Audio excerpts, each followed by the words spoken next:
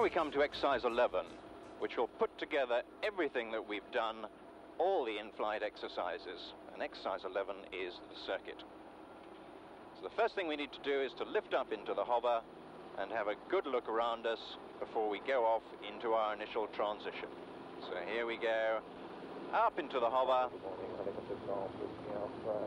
5-foot skid height, and then checking temperatures and pressures. All good, warning lights out, power 23 inches, RPM top end of the green.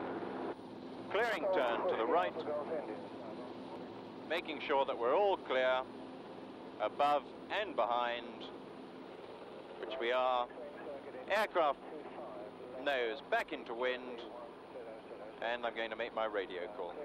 Call when ready to cross the active runway.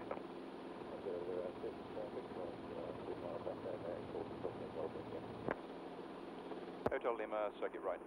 Hotel Lima, circuit right. Looking well ahead down the runway center line, easing the cyclic forward, lever being raised to compensate for any sink, accelerating close to the ground, keeping the height no higher than 25 foot, watching the airspeed as it comes up to 55 knots, rotating the nose, looking for the 60 knot attitude for the climb, checking my manifold pressure at 23 inches.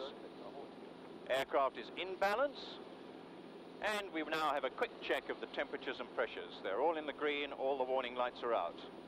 Good look above us, making sure we're all clear, and the next thing that we're going to do is a climbing turn to the right, which will commence at 500 feet on the altimeter. So here we are, passing 400 feet.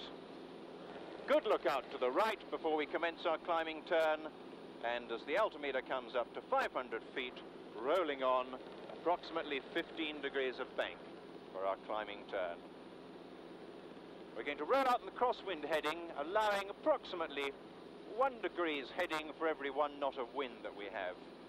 So there we are, rolling out in our crosswind heading and anticipating the fact that we're coming up to 700 feet. So cyclic is now going forward to level at 700 feet, and I'm reducing the manifold pressure as the airspeed passes 65 knots, so that we're now level 700 feet and 70 knots. Good look over my right shoulder tells me my landing point is approximately 45 degrees to the aircraft position. So now we commence, having had a good look out to the right, a level turn to the right onto our downwind heading. About 20 degrees of bank is required for this turn. Looking at the runway to make sure that we're going to track parallel to the runway on a downwind heading. Rolling out, wings level, checking inside, downwind checks. Fuel, content sufficient for a go-around. Temperatures and pressures are all in the green. Warning lights are all out, and harness is secure and hatch is secure. And now I'm applying a little bit of carburetor heat. Radio call downwind to the control tower. Hotel Lima downwind. Hotel Lima.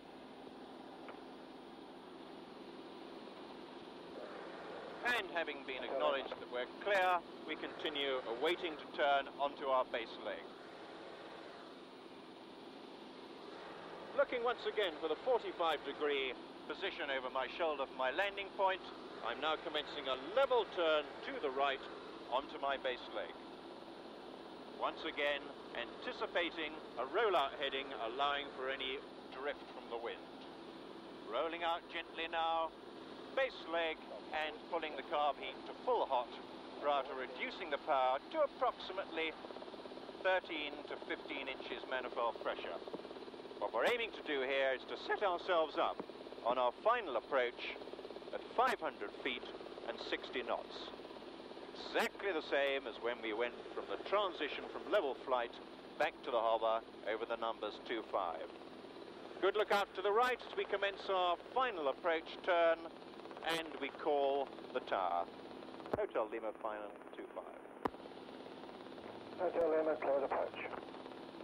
500 feet, 60 knots, and there are the numbers 25 once again appearing just below the position of the compass on the windscreen. Rate of closure once again controlled with the cyclic. Rate of descent and glide path controlled with the collective lever. And at about 200 foot, the carburetor heat goes back in. This is all looking very nice, keeping it coming forwards and down. Nice and smoothly, nice and gently.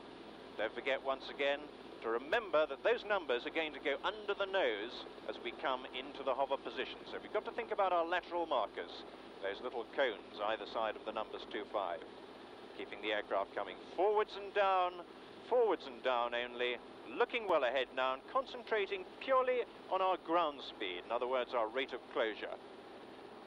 Lever controlling our rate of descent, cyclic controlling our ground speed. Looking well ahead now as we just wash off that remaining ground speed, numbers starting to come under the nose, picking up my lateral markers. As I feel the sink coming in due to loss of translational lift, I'm raising the collective lever, checking forward on the cyclic to the hover position, looking ahead, and there we are, back in the hover, from which we land.